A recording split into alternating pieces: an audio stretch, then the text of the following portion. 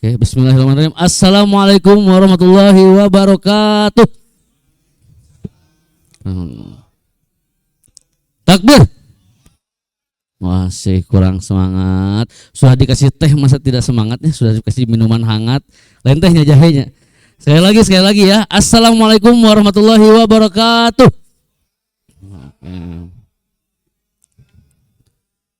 Takbir. Masya Allah. Alhamdulillahirrahmanirrahim. Selamat malam sahabat Al-Mukhlisin. Sahabat. Selamat malam teman-teman, Akang Teteh yang dirahmati Allah. Pada malam hari ini kita akan membahas tema yang sangat dekat dengan kita, yang sudah sehari-hari bertemu kita lah ya. Ada yang tahu temanya apa? Betul, temanya tentang rezeki alias rizki. Kira-kira nih Akang Teteh, kalau misalnya saya mau nanya, kalau misalnya keluar kata rezeki atau rizki, apa yang terbesit di benak Akang Teteh? Dan benak apa? Dolar cina. Apa coba? Uang. Kesehatan luar biasa. Iman, masya Allah iman. Operasi plastik, ya tuh. Itu mah rizki dulu, rizki lain. Ada lagi? Keluarga, oke. Istri, anak, wah benar. Apa lagi? Wah banyak. Datang ke sini, wah masya Allah, luar biasa. Berarti kalau di sini bisa disimpulkan ya, Mang Aja bisa menyimpulkan. Kalau teman-teman itu sudah pada tahu tentang jenis-jenis rezeki, bukan cuma mengkotakkan rezeki hanya dari segi uang dan materi saja. Tadi menyebutkan tentang anak, keluarga dan sebagainya, luar biasa. Cuma pertanyaan berikutnya, apakah setelah kita tahu jenis-jenis rezeki, kita mengerti tentang apa itu konsep rezeki? Setelah tahu jenisnya, kita harus mengerti konsep rezeki itu seperti apa. Oke, baca dulu. Salah halaman guys, punten. Konsep rezeki, tanya jamaah tentang rezeki. Oke, sudah. Istilah ya. Mohon maaf tadi lewat halaman. Nah teman-teman, setelah tahu tentang jenis rezeki, kita bisa tentang konsep rezeki. Nah kalau misalnya ngomongin konsep rezeki, pasti ya, Mang Aja tahu nih, teman-teman pasti sering mendengar istilah-istilah atau kalimat-kalimat yang familiar di telinga teman-teman. Seperti rezeki itu sudah ditetapkan, kan? Rezeki itu gak akan tertukar, putri tertukar. Menikah itu membuka pintu rezeki, masya Allah. Banyak istri banyak rezeki, banyak anak banyak rezeki. Tadi salah salah tulis naskah salah beli. Astagfirullahaladzim. Kampatnya bikin naskahnya, karek kamari. Banyak ayah benar. Astagfirullahaladzim. Benak gimana? Banyak anak banyak rezeki itu kan. Terus ada istilah lagi. Rezeki itu sudah ditakar, nggak akan kurang dan nggak akan lebih. Sama yang terakhir yang menjadi tema kita malam hari ini, rezeki gak akan ketukar. Masih tadi tema nanti lupa. Rezeki sudah ditakar, gak akan tertukar, gak akan kabur. Nah kurang lebih seperti itu teman-teman. Nah dari kalimat-kalimat itu pasti nih Akang Teteh sudah sering mendengar. Cuma pertanyaannya, dari kalimat-kalimat tersebut Akang Teteh sebetulnya mengerti tidak makna dari kalimat-kalimat tersebut? Karena kalimat-kalimat tersebut biasanya menyertakan pertanyaan berikutnya. Jadi pertanyaan tadi itu menyertakan pertanyaan berikutnya. Contohnya gini nih. Jika rezeki kan tadi kita bilang, katanya rezeki sudah ditetapkan katanya. Pertanyaannya gini kalau misalnya, jika rezeki sudah ditetapkan, apakah akan sama jumlah rezeki orang yang bekerja dan orang yang diam di rumah? Masya Allah langsung dijawab. Beda sana. Ongkos rezeki sudah ditetapkan. Tapi kan pada faktanya masuk akang-akang merenya punya teman-teman di rumah, tetangga ataupun teman-teman sekolah gitu ya, itu gawe henteu jelema teh, tapi duitnya aya wae cenah. Ari si A nu kitu, ai si B juga gudak aduk ti subuh balik penting tapi asa susah wae hidupna cenah. Tak kumaha tah. Nu seuri jeung ngalaman henteu insyaallah tidak. Saya ge ngalamin cenah. Berarti kan yang seperti ini ya yang menjadi kadang membingungkan kita. Kalau teman-teman sudah tidak bingung, alhamdulillah. Kita lanjut ke pertanyaan kedua ya. Ini saya coba searching di dunia maya, menemukan kebingungan para warga netizen ya. Nah ini ada pertanyaan kedua lagi nih saya bisa angkat. Jika menikah itu membuka pintu rezeki, Mengapa marak sekali perceraian akibat masalah ekonomi? Bener dah. Ongkoh cenah kawin tuh memperbanyak rezeki, tapi gini ceraina baik di masalah ekonomi deh. Bener kan? Bingung tuh. Kamu bingung, bagus. Kamu bingung, nyawih beda kan mau dibahas tuh kan aja. Tapi nanti kita akan perjelas oleh ahlinya ya. Yang ketiga, jika takaran rezeki itu sudah ditakar tak lebih dan tak kurang, mengapa kita masih perlu berdoa agar rezeki kita dilapangkan, dimudahkan dan dilancarkan? Jadi kan ngadoa kan ongkos takarannya sudah jelas. Nah, ini pertanyaan netizen sebenarnya. Nanti mungkin bakal Ustadz dijawab. Tapi kan berarti menunjukkan bahwa sebetulnya dari kalimat-kalimat rezeki itu A, B, C dan sebagainya itu masih banyak loh orang yang tidak mengerti konsep rezeki itu seperti apa. Kita menyepelekan rezeki mah ti Allah we. Tapi kumaha praktekna gitu kan. Makanya kan penting untuk kita memahami apa itu konsep rezeki, bagaimana itu rezeki, apa itu rezeki, karena kita diwajibkan untuk meyakini bahwa rezeki itu anugerah dari Allah Subhanahu wa taala. Kalau kita tidak mengerti, bagaimana kita akan meyakini? Seperti Allah telah berfirman dalam Al-Qur'an surat Ar-Rum ayat 40. A'udzu billahi minasy syaithanir rajim.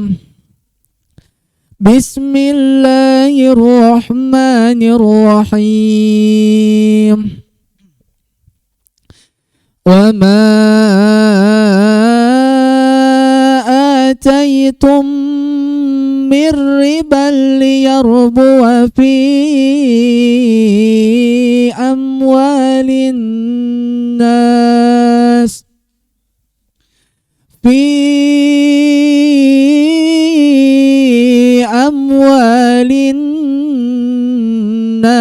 fala yarbu 'indallah wa ma ataitum min zakatin turiduna wajhallah faulaika humul mud'ifun. Allahul ladzi khalaqakum thumma razaqakum thumma yumitukum thumma yuhyikum. Hal min syurakaikum man yaf'alu min dzalikum min syai' subhanahu wa ta'ala amma yusyrikun. Riba yang kamu berikan agar berkembang pada harta orang lain tidaklah berkembang dalam pandangan Allah. Adapun zakat yang kamu berikan dengan maksud memperoleh keridhaan Allah, berarti merekalah orang-orang yang melipat gandakan pahalanya. Allah lah yang menciptakanmu, kemudian menganugerahkanmu rezeki, kemudian mematikanmu, kemudian menghidupkanmu kembali. Adakah di antara mereka yang kamu persekutukan dengan Allah yang dapat berbuat sesuatu yang demikian itu? Maha suci dan maha tinggi Dia dari apa yang mereka persekutukan. Sadaqallahul azim. Masya Allah, teman-teman, akang-akang, teteh, di ayat tersebut sangat ditekankan ya bahwa alasannya Allah lah yang menciptakan kita dan Allah lah yang menganugerahkan rezeki kepada kita. Insya Allah saya yakin juga mayoritas muslim pada mengetahui ayat tersebut. Kalau ditanya rezeki datangnya dari siapa? Dari Allah. Kalau ditanya rezeki datangnya dari siapa? Dari Allah. Tapi pada kenyataannya semoga yang ada di ruangan ini tidak termasuk. Masih banyak akang teteh saudara kita yang sampai detik ini masih berkutat atau masih kebingungan dengan meyakinkan bahwa rezeki itu di tangan Allah. Mungkin ucapannya bilang yakin, tapi tindakannya memperlihatkan ketidakyakinannya. Contohnya, masih banyak orang yang frustasi dengan kemiskinan atau kondisi ekonomi yang dia rasakan. Masih banyak orang yang frustasi dengan kesehatan atau kondisi badan dan fisik yang dia rasakan. Dan banyak hal lainnya. Sampai-sampai ada yang nekat berbuat dosa besar atau kemaksiatan besar, Kang Teteh. Seperti yang kita tahu, banyak atau minggu kemarin kita bahas tentang bunuh diri.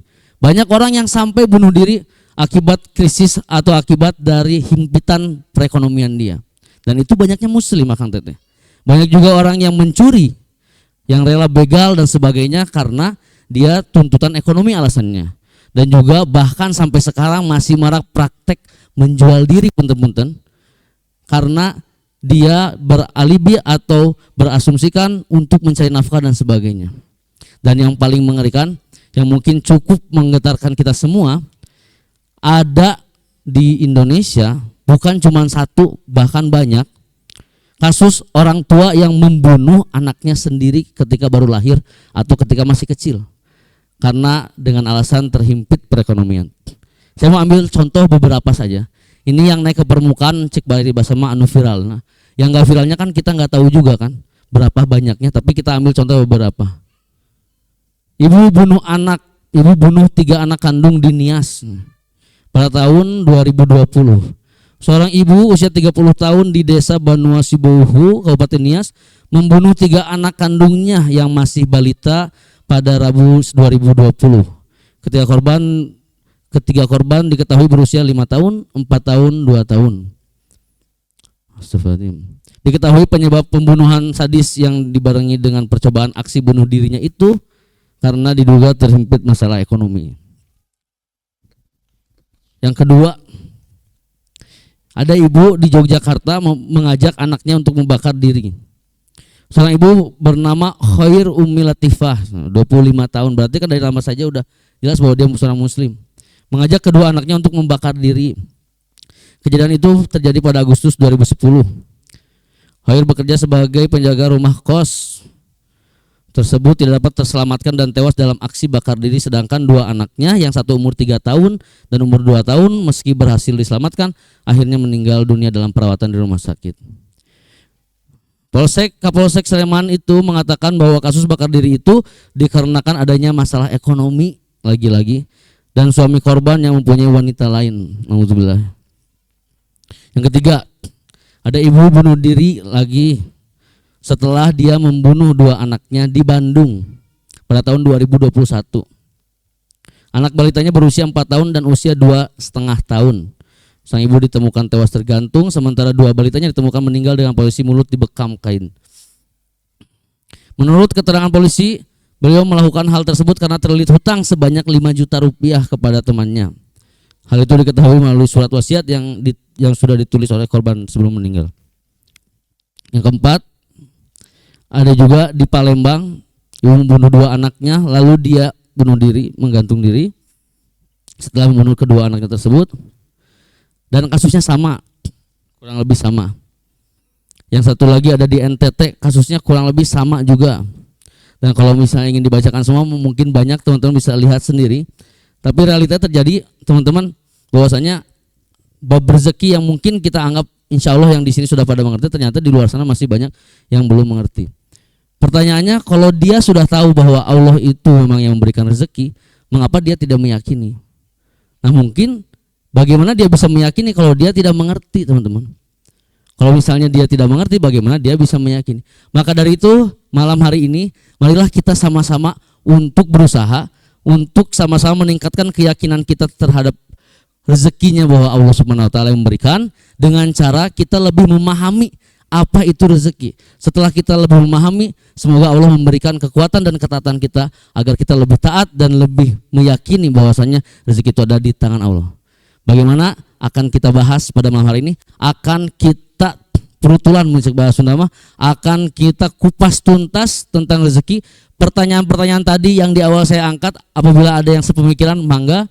Makanya kenapa dikasih kertas? Barangkali ada yang malu untuk bertanya, silahkan ditulis. Maka dari itu, pada malam hari ini Masjid Al-Mukhlisin mempersembahkan kajian Senin malam rutin dengan tema rezeki sudah diatur tak akan kabur, bersama guru kita tercinta, pembina Masjid Al-Mukhlisin, Ustadz Agung Setiawan. Kita sambut dengan lantunan takbir yang semangat. Takbir, Allah, takbir, takbir. Masya Allah.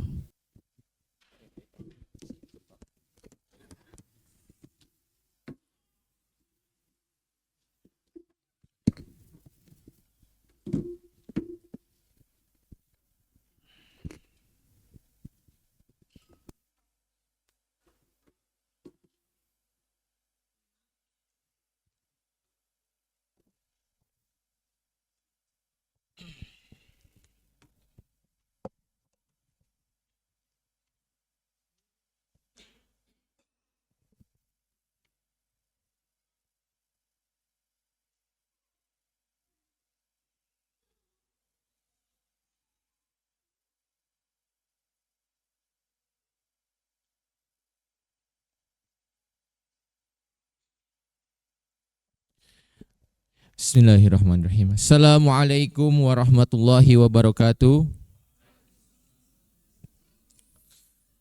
Alhamdulillahirabbil alamin, hamdan syakirin, hamdan na'imin, hamdan yuwafi ni'mahu wa yukafi majidah. Asyhadu alla ilaha illallah wahdahu la syarikalah wa asyhadu anna Muhammadan abduhu wa rasuluhu la nabiyya ba'dah. Allahumma sholli ala sayyidina wa maulana Muhammad wa ala alihi wa ashabihi ajmain. Faqala ta'ala fil Qur'anil Karim wa huwa asdaqul qailin. A'udzu billahi minasyaitonir rajim. Bismillahirrahmanirrahim. Inna dinna indallahil Islam. Faqala Rasulullah sallallahu alaihi wasallam qala ad-dinu an-nasihat.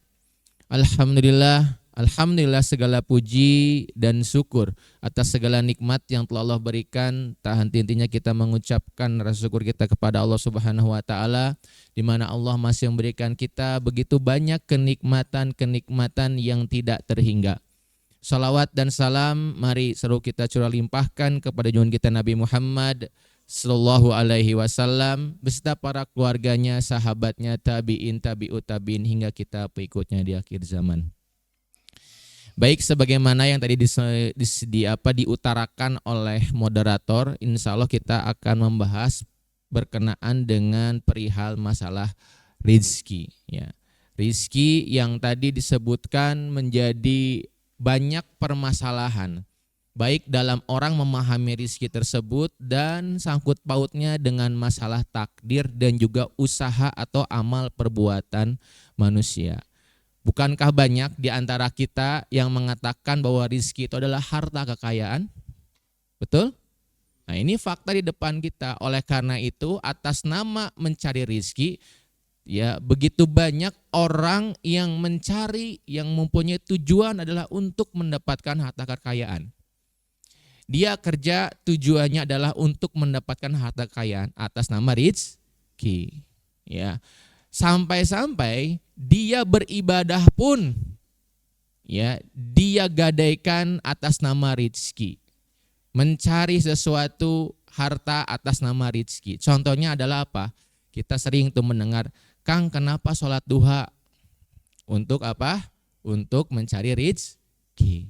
Nah pertanyaannya, apakah rizki itu sudah ditentukan ataukah memang ada hubungannya dengan perbuatan si hamba? Ya, nah maka ini perlu diuraikan. Ya, karena banyak sekali tadi ya dari kalangan masyarakat kita yang justru mengatasnamakan rizki, tapi dia mengusahakan sesuatu yang tidak ada hubungannya dengan masalah rizki. Begitu ya. Tadi disebutkan juga oleh moderator, ada orang yang ongkang-ongkang kaki, tapi tetap tuh kaya, itu kan. Nah maka kita harus memahami, emang rizki itu seperti itu? Hanya sekadar harta kekayaan atau seperti apa? Ya, nah maka kita harus membahas antara perkara rizki dan juga perkara dunia, dan kita harus bisa membedakannya, begitu ya. Nah, oleh karena itu ya masalah ini memang menjadi pandangan, menjadi sesuatu yang dibahas di kalangan para ulama, karena memang banyak sekali ayat-ayat tentang masalah rizki. Setidaknya nanti ada ditemukan sekitar 117 kali Allah menyebutkan kata rizki di dalam Al-Quran. Begitu ya. Nah maka kita insya Allah akan membahas dari hal-hal yang menjadi pendahuluan, yaitu berkenaan dengan masalah definisi gitu ya. Apa itu rizki? Dari kata rozako yazuku rizqon. Ya, ini dalam berbahasa Arabnya yang memiliki makna artinya pemberian. Jadi segala sesuatu yang diberikan itu namanya rizki. Nah nanti kalau antum dalam ayat Al-Quran kata rizki itu ya dimasukkan adalah pemberian. Misalnya nanti ketika Allah mengatakan pemberian tentang masalah surga, nah itu disebut dengan rizki juga gitu ya. Jadi rizki itu artinya adalah apa? Pemberian. Ya, dalam kitab Mu'jam Al-Mufahras lil Aifas Al-Quranul Karim memiliki makna sesuatu yang bermanfaat bagi seseorang. Artinya sesuatu yang bisa dimanfaatkan oleh manusia. Nah ini adalah kata rizki. Nah oleh karena itu bagaimana sih rizki itu, pemberian Allah itu kepada manusia, karena objeknya adalah manusia ataupun juga apapun yang ada di dunia ini, maka Allah menegaskan di dalam surat Hud ayat 6 itu dikatakan A'udzubillahi minasyaitonirrajim wa ma min dabatin fil ardi illa 'alallahi rizquha. Dan tidak ada satupun makhluk yang bergerak di muka bumi ini yang bernyawa, berarti seluruh makhluknya Allah itu, kecuali telah dijamin ila Allahi rizquha, dijamin oleh Allah rizkinya, gitu ya. Nah, artinya rizki itu diberikan memang bukan hanya kepada orang yang beriman, tapi juga kepada orang-orang yang kafir. Ya, ini adalah bentuk dari keadilan dari Allah Subhanahu wa taala, ya.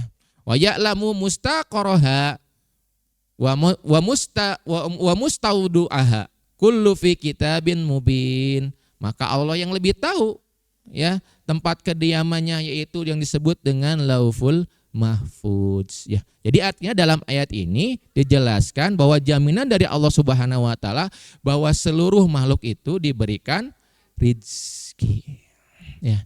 Maka Rasulullah SAW bersabda dalam sebuah hadis, lan yamuta ahadukum hatta yastamila rizqah.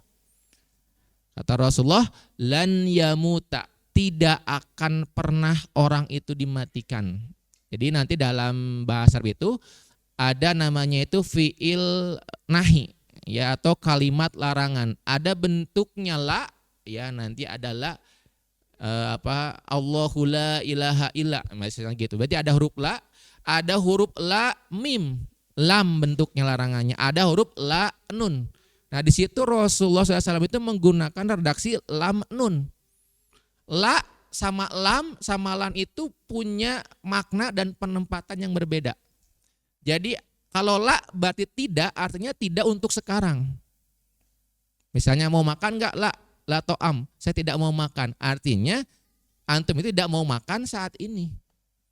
Kalau dikatakan lam itu pakai mim itu bentuk penegasan. Bentuk penegasan. Tapi kalau dikasih huruf nun, lam dikasih huruf nun, itu bentuknya lebih mubalaghah lagi, lebih ekstrim lagi. Tidak akan pernah selama-lamanya kayak gitu. Nah, Rasulullah menggunakan kata lam nun. Lan yamuta ahadukum hatta yastamila rizqah. Tidak akan pernah selama-lamanya gitu ya. Ibaratnya seperti itu. Tidak akan pernah manusia itu dimatikan kecuali telah disempurnakan rizkinya. Kata Rasul. Artinya apa? Manusia itu dijamin rizkinya. Dan ketika kematian itu datang, artinya rizkinya sudah habis. Berarti jaminan dari Allah Subhanahu wa taala bahwasanya orang hidup itu selama dia itu adalah diberikan rizki. Kalau sudah mati artinya rizkinya sudah habis. Ya. Dalam kitab At-Tazkirah fi Ahwal Mauta, dalam kitab tersebut Imam Al-Qurtubi menjelaskan seorang ulama yang mempraktekkan tentang perkenaan dengan hadis itu. Jadi ada ulama yang pada saat itu dia punya hajat untuk pergi keluar kota, untuk safar. Tapi pada saat safarnya, nggak tahu kenapa ulama itu ingin menggunakan jalan yang lainnya. Jalan yang berbeda dari jalan yang biasa dia lalui. Setelah itu dia lewat jalan tersebut. Nah, kemudian di tengah perjalanan dia menemukan sebuah sumur di mana ada teriakan orang di situ. Nah, ternyata ketika dilihat ada orang yang terjatuh ke dalam sumur tersebut. Kemudian si ulama ini mencari bantuan kepada warga sekitar untuk menolong orang tersebut. Alhamdulillah orang tersebut berhasil diangkat ke atas permukaan. Setelah di atas permukaan, orang tersebut kemudian meminta minum kepada ulama tersebut. Ya, kemudian ulama tersebut memberikan segelas air minum. Ya, dia istirahat sejenak. Kemudian setelah itu orang tersebut melihat lagi sumur itu. Dia penasaran, aduh kenapa ya kok saya bisa jatuh ke lubang tersebut. Ternyata dia jatuh kembali ke lubang itu. Kemudian meninggal, wafat. Nah, dari situ ulama tersebut berpikir gitu, mengambil ibrah hikmah pelajaran dari apa yang dia lakukan. Kenapa dia harusnya melalui jalan A, tapi dia memilih untuk jalan B. Nah, ternyata itu adalah takdir dari Allah untuk mengutus ulama ini untuk datang memberikan rizki terakhir dari orang tersebut. Apa? Air minum. Padahal dalam sumur itu kan ada air minum, Pak. Kenapa dia nggak minum di situ? Kenapa dia harus ngomong haus di depan ulama tersebut? Betul?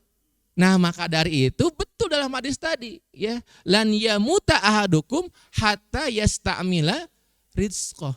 Jadi tidak akan pernah dimatikan seseorang tersebut sampai disempurnakan rizkinya. Berarti ini sekaligus jaminan bagi kita. Jaminan bagi kita bahwa kita jangan takut untuk kehilangan masalah rizki. Jangan takut tentang kehilangan masalah harta dan sebagainya. Betul? Jangan takut, tadi ulama tadi saja diutus untuk menyampaikan rizki yang terakhir, yaitu berupa minuman. Nah, tapi sayangnya di kalangan kita, umat muslim tersendiri, padahal dalam akidahnya itu ditanamkan tentang masalah keyakinan hal tersebut, tidak dipraktekkan, tidak dipelajari, sehingga dia meragukan tentang takdir atau keputusan berkenaan dengan takaran rizki. Padahal Allah Subhanahu wa Ta'ala tadi disebutkan dalam ayat ini telah menjaminnya, yang semuanya telah tertulis di Lauful Mahfudz. Kullu fi kitabin mubin. Semuanya itu telah tertulis di kitab yang mubin, di kitab yang disebut dengan Lauful Mahfudz. Nah, kalau orang sudah memahami ini, sebetulnya sudah selesai itu perkara rezeki itu. Cuman yang jadi pertanyaan lanjutannya, yang disebut dengan rezeki itu apa? Apakah hanya sekedar materi, harta, atau apa gitu? Ya. Nah, baik, kita akan lanjutkan. Nah, tadi sebenarnya disebutkan kata rizki dalam Al-Quran itu dinisbatkan kepada Allah Subhanahu wa Ta'ala sebanyak 117 kali disebutkan tuh. Ya. Dan kemudian ini yang dinisbatkan pada Allah Subhanahu wa Ta'ala. Kemudian ada 6 kali yang disebutkan kepada selain Allah. Nah, maksudnya bukan berarti rizki dari bukan selain Allah, bukan.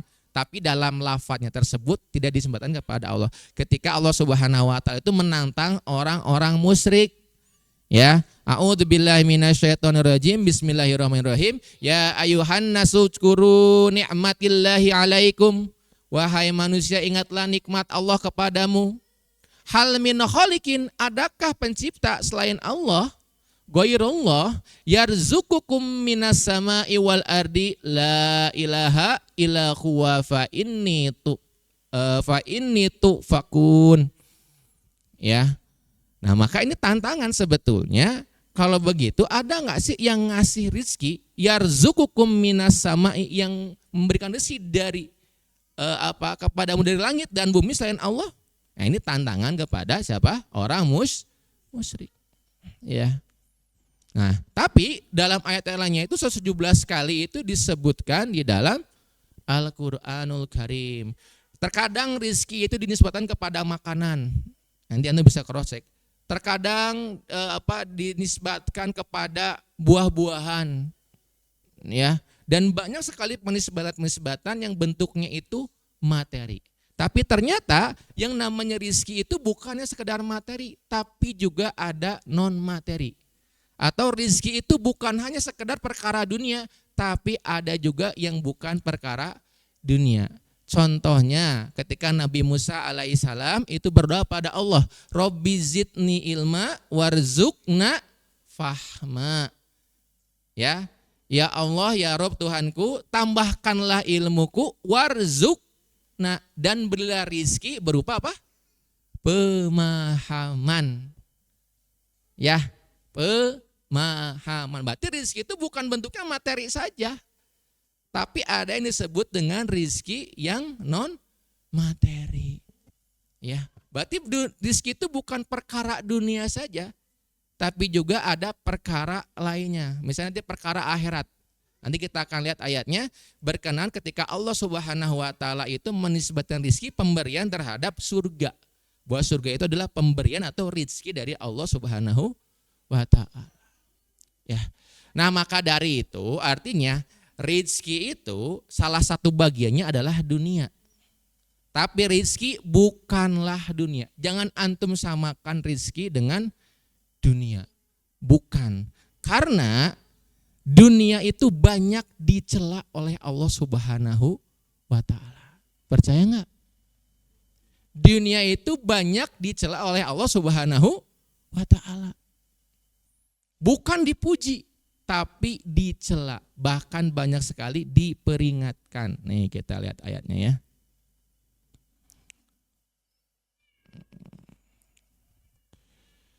Ini ya. Ayatnya, a'udzubillahi minasyaitonirrajim, innal ladzina la yarjuna liqa'ana wa radu bil hayatid dunya. Sesungguhnya orang-orang yang tidak mengharapkan pertemuan liqa'a. Jadi bertemu dengan siapa? Dengan kami, maksudnya dengan Allah Subhanahu wa taala. Wa radu bil hayatid dunya, dan merasa puas dengan dunia. Ya. Watma'annu, kemudian merasa tentram biha dengan perkara dunia tersebut. Walladzina hum an ayatina ghafilun, dan orang-orang yang melalaikan ayat kami, mereka itu tempatnya di neraka karena lalai. Ulaika mawahumun nar bima kanu yaksibun, karena apa yang telah mereka kerjakan. Nah, di sini kita melihat bahwa Allah itu mencela tentang orang yang puas terhadap dunia, merasa tentram dengan kehidupan dunia. Ada lagi? Ada. Ya. Mana?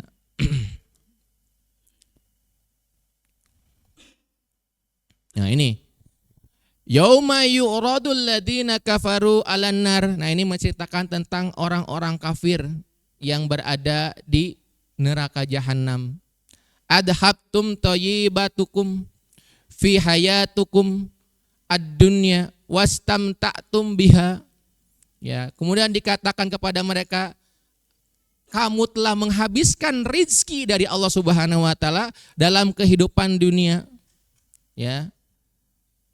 Kemudian bersenang-senang dengannya. Fal yauma, maka pada hari ini tujauna adzabahunni bima kuntum tastakbirun.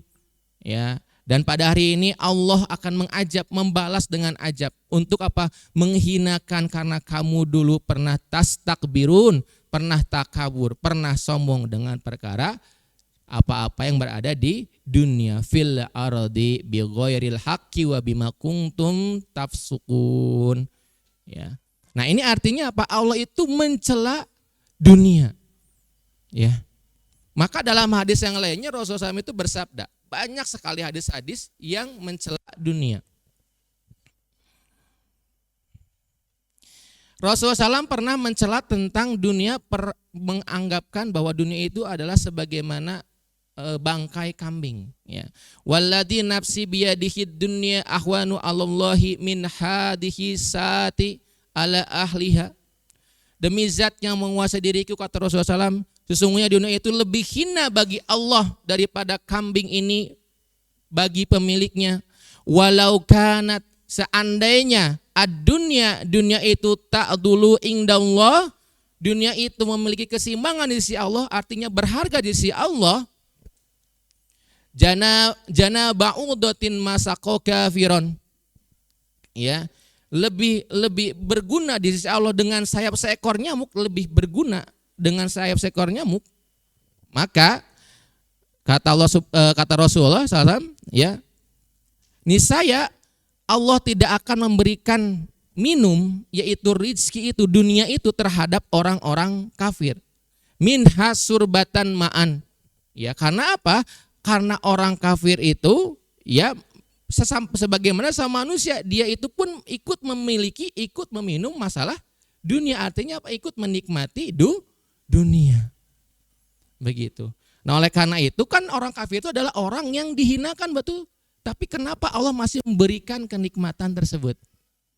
Padahal orang kafir itu adalah orang yang hina. Berarti artinya apa? Dunia itu tidak punya posisi apapun di hadapan Allah Subhanahu wa ta'ala, karena Allah memberikan semuanya, baik bagi orang beriman dan juga orang kafir. Ya. Kemudian dalam hadis yang lain Rasulullah SAW bersabda, ad-dunya sijnun mu'minin, bahwasanya dunia itu merupakan penjara bagi orang yang beriman, wa jannatun kafirin, dan merupakan surga bagi orang-orang kafir. Ayo. Ya. Nah, maka dari itu hati-hati tentang rizki, tentang perkara dunia. Karena dunia itu tidak sama dengan rizki. Ingat ya, rizki itu tidak sama dengan dunia. Karena dunia itu banyak dicela oleh Allah. Tapi dunia merupakan bagian daripada rizki. Paham? Ya. Nah, itu dalam bentuknya materi ya. Dalam bentuk lain nanti kita akan menyebutkan adalah ketika Allah Subhanahu wa taala itu berfirman ketika yang maknanya surga. Ya, ini dalam surat At-Toha ayat 131. Wala tamaddana aynaka ila ma mata'na ya. Biuhi ajwajan minhum jahratan hayatid dunya linaftanahum fihi wa rizqu rabbika khairu wa abqa. Nah, ini ya contoh ayat Al-Qur'an yang bil makna rizki itu bil makna adalah surga ya. Wa rizqu kata Allah, dan Allah memberikan rizki, memberikan suatu pemberian rabbika khairun wa abqa, yaitu pemberian yang lebih baik dan lebih kekal. Yang kekal itu adalah apa? Surga. Paham? Nah, oleh karena rizki di sini artinya adalah surga, pemberiannya surga. Jadi tidak selamanya rizki itu bentuknya adalah dunia. Paham? Tapi dunia adalah bagian daripada rizki. Nah, gitu. Nah, maka dari itu ya hal-hal yang tadi disebut oleh moderator, ketika orang banyak yang stres, banyak orang yang jadi bunuh diri bahkan ya, sampai tadi bahkan bukannya bunuh diri tapi membunuh orang lain karena memaknai rizki itu adalah perkara dunia. Betul? Karena memaknai rizki itu perkara dunia. Padahal yang namanya rizki itu adalah lebih luas daripada dunia itu. Tadi semuanya disebutkan dalam surat At-Toha, terkadang rizki dulu disebut dengan surga. Tadi terkadang juga rizki itu disebut dengan pemahaman, betul? Tidak selamanya rizki itu adalah bentuknya dunia. Dalam penjelasan lagi para ulama misalnya rizki itu dalam bentuk apa? Dalam bentuk teman yang soleh.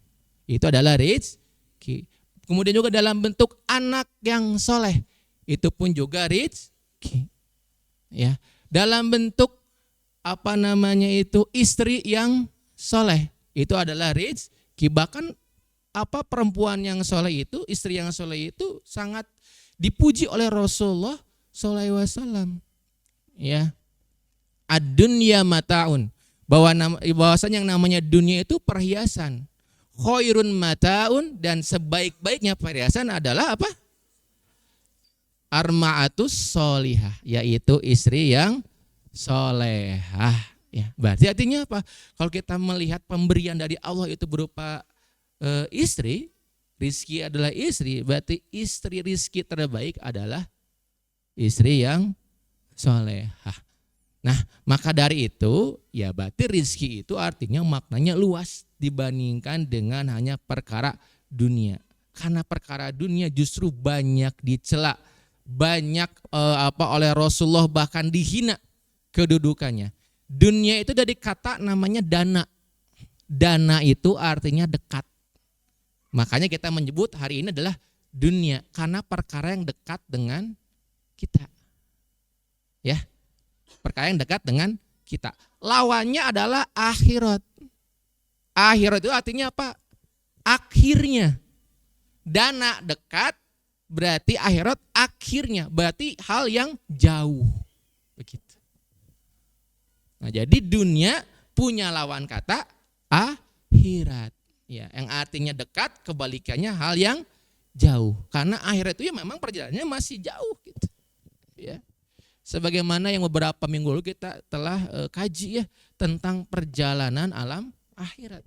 Ya, sangat jauh perjalanannya. Kita baru hanya 1/3 perjalanan. Dan 2/3-nya lagi itu belum tentu kita bisa mendapatkan takaran waktunya. Kalau dunia itu masih ada takaran waktunya. ya, masih dalam bentuk takaran waktu, semuanya bisa dihitung. Betul? Orang hidup di zaman Nabi kebanyakan umur 60 sampai 70. Zaman sebelumnya lebih lama lagi. Semuanya ada takarannya. Selama-lamanya tetap masih ada takaran. Tapi kalau akhirat, pernah nggak disebutkan berapa panjang waktu di surga? Ada nggak? Nggak ada. Berapa panjang waktu neraka? Ada nggak? Nggak ada kan? Ya, tapi justru yang perkara yang akhirat tersebut itu menjadi pertanyaan besar kita. Bagaimana dengan waktu yang akan kita tempuh nanti itu yang panjang tersebut, tapi kita harus membuat sesuatu tersebut bisa jadi baik ketika kita mempunyai waktu yang sudah terukur di dunia ini. Itu kan? Jadi kita punya waktu yang sedikit untuk bisa bekal menggapai waktu yang panjang yang tidak tahu sampai kapan berakhirnya. Ya. Nah, maka dari itu ya tadi disebutkan yang namanya dunia itu artinya dekat dan akhirat itu artinya apa? Jauh, perkara yang belum kita bisa tentukan ruang dan waktu kita bisa tentukan ya. Nah, maka dari itu kita harus bisa mengalihkan pandangan kita terhadap fenomena rizki itu adalah sekedar perkara dunia. Tapi apa yang terjadi pada saat ini sebetulnya adalah hal yang terjadi karena kesalahan dari latar belakang pemikiran atau lingkungan yang ada pada saat ini. Kenapa? Karena iklim kapitalisme lah yang menjadi latar belakang kenapa orang mengibaratkan rizki itu sebagai perkara dunia. Karena orang kapitalis yang ngomong ini itu semuanya adalah serba materi. Ya, duit. Otaknya adalah uang. Otaknya adalah harta. Cara pandang seperti itu yang menjadikan ya tadi rizki itu hanyalah sekedar perkara dunia. Padahal rizki itu lebih luas daripada dunia. Nah, ini salah satu ayat di mana Allah Subhanahu wa taala menggambarkan yang namanya rizki itu adalah bentuknya tadi ya, bentuknya makanan ya dari sebuah penduduk. Ini mengisahkan tentang ketika Nabi Ibrahim alaihissalam itu berdoa kepada Allah untuk apa? Untuk meminta agar orang-orang kafir, orang-orang yang tidak beriman itu tidak diberikan rizki oleh Allah Subhanahu wa taala gitu. Ini doanya. Ya. Ya, jadi beliau berdoa agar orang-orang yang tidak beriman itu tidak diberikan rizki oleh Allah Subhanahu wa taala. Tapi atas kemahaadilannya Allah tetap memberikan rizkinya gitu. Karena Allah itu Maha tahu ya. Setiap orang itu berhak untuk bisa berubah. Sekarang kafir dia bisa beriman atau kebalikannya. Orang beriman tapi bisa jadi kafir karena Allah tidak pernah ya menarik manusia tersebut atau misalnya menentukan manusia tersebut kamu beriman kamu kafir, tidak ya. Tapi manusia itu memiliki pilihan, punya khiyar, punya ikhtiar dalam rangka memilih. Justru karena Allah memberikan pilihan itulah bentuk keadilan Allah Subhanahu wa taala. Artinya Allah tahu bahwa manusia itu di dunia itu tempatnya diuji dan masalah dunia itu memang tempatnya ujian ya bagi manusia. Nah, ini. Ya. Nah, ini ya, dalam surat Al-Mulk ya, inna ja'alna 'alal ardi jinnata laha linabluwahum ayyuhum ahsanu amala ya. Jadi sesungguhnya kami telah menjadikan apa yang di bumi sebagai perhiasan baginya untuk apa? Untuk menguji bagi siapa? Manusia. Jadi dunia itu diberikan perhiasan, diberikan sebuah kemewahan dan rasa ketertarikan itu sebetulnya sebagai ujian. Nah, makanya salah ketika manusia menjadikan dunia itu sebagai tujuan karena dunia merupakan ujian. Jinnatalaha linabluwahum, untuk dijadikan ujian.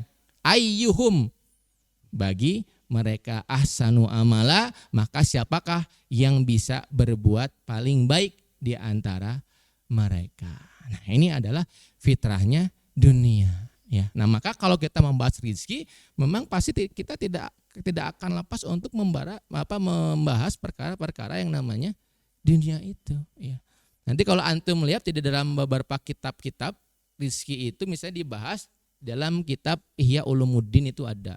Kemudian kitab Al-Hikam juga ada. Ya, kitab-kitab yang berbau tazkiyatun nufus biasanya. Ya, untuk melihat betapa rincinya para ulama untuk menentukan rizki tersebut. Nah, maka para sahabat ya dalam perkara-perkara tadi yang terutama rizki yang berkenan masalah dunia, para sahabat itu sangat berhati-hati, Pak. Ya, dia tidak mau justru sebenarnya tadi dibahas di awal, orang itu beribadah tapi cita rasanya dunia. Orang itu beribadah dengan embel-embel untuk mencari rizki, karena rizki itu tadi sudah ditakar dalam surah At-Taha ayat 6 tadi kan. Sudah ada keputusannya, artinya apa? Antum mau soleh, mau tidak soleh, sudah dikasih sama Allah Subhanahu Wa Taala. Jangan takut masalah rizki. Jadi rizki itu tidak berkorelasi dengan apa? Dengan banyaknya usaha, tidak. Kadang-kadang kalau di era materialisme atau kapitalisme seakan-akan seperti itu kan. Time is money. Waktu adalah uang. Berapa banyak kamu mengeluarkan waktu untuk bekerja, maka akan sebanyak itu yang kamu akan dapatkan. Nah, rizki itu tidak berkorelasi dengan usaha. Jangan salah. Rizki itu tidak pernah berkorelasi dengan usaha. Dan rizki tidak pernah berkorelasi dengan kesolehan. Tidak ada. Kalaulah rizki itu berkorelasi dengan usaha, dengan pekerjaan, harusnya tukang bangunan yang paling kaya. Karena dia bisa 24 jam itu kerjanya, mengeluarkan daya upayanya. Kalaulah kesolehan itu menjadi standar, orang itu mendapatkan rizki yang banyak, maka harusnya orang yang paling miskin itu adalah orang kafir. Tapi pertanyaannya, apakah orang kafir di sini paling miskin? Tidak, Pak. Kapan dia beribadah sama Allah? Tidak pernah, bahkan dia menyekutukan Allah. Tapi kenyataannya kenapa justru orang paling kaya di dunia adalah orang kafir? Artinya rizki tidak punya korelasi dengan kesolehan. Allah memberikan rizki secara adil. Betul, memang ada yang diberikan kesempitan. Tapi ingat, cara pandang kesempitan itu dalam perkara dunia itu sebetulnya adalah perkara yang disebutnya ujian. Jadi kalau orang sudah tahu posisinya, mereka tidak akan pernah untuk mengejar perkara tersebut. Makanya para sahabat itu memposisikan dunia itu adalah untuk menjalankan agamanya. Cukup untuk sampai di situ. Bukan justru memperalat agama untuk menggapai dunia, tidak. Jadi sahabat itu memposisikan dunia itu seperti itu. Ya, di dalam kitab Ihya Ulumuddin itu dikatakan, ya, para sahabat Rasulullah SAW itu mereka tidak pernah mengambil dunia untuk dunia, tapi untuk agamanya. Dan mereka tidak pernah meninggalkan atau menghindari dunia pun. Jadi proporsional. Sahabat itu tidak meninggalkan dunia begitu saja. Walaupun betul dunia itu tapi dicela. Tapi dunia itu diposisikan untuk menjalankan agama. Ya. Maka dari itu mereka tenang-tenang saja dengan perkara dunia itu. Mereka tidak akan merasa beban ketika dunia itu hilang di tangannya. Dan mereka pun tidak akan merasa sombong ketika dunia itu didapatkannya. Biasa aja. Karena yang penting dunia itu bisa berguna untuk agamanya. Standarnya itu. Maka dari itu kita lihat Islam itu mengajarkan proporsionalitas. Tidak menjauhkan pada dunia. Karena kalau perkara menjauhkan pada dunia, betapa banyak orang-orang di luar Islam pun yang konsepnya sama. Antum pernah lihat para yang di India itu apa? Biasanya disebut apa? Yang di India Buddha. Yang Hindu itu apa? Biksu mah Buddha tuh. Hindu apa sih biasanya? Antum lihat ya, orang-orang yang dianggap mereka ulama itu jauh dari perkara dunia, betul? Benar-benar sederhana begitu. Kalau kita standarnya dunia itu seperti itu, maka orang di luar sana pun melakukan itu gitu. Nah, jadi Islam itu proporsional mengajarkan bagaimana cara kita tuh memegang dunia gitu.